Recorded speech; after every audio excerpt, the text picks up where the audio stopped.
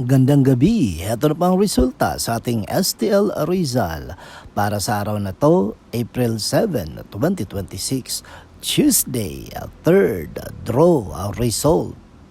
Maganda na kayo at ilabas na ang mga STL tickets nyo at heto na ang resulta ngayong gabi.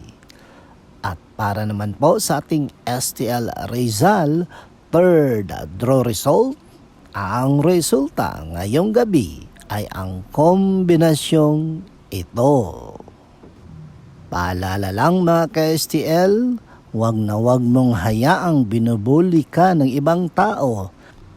Ipaglaban mo ang karapatan mo o kaya'y humingi ka ng tulong sa ating otoridad.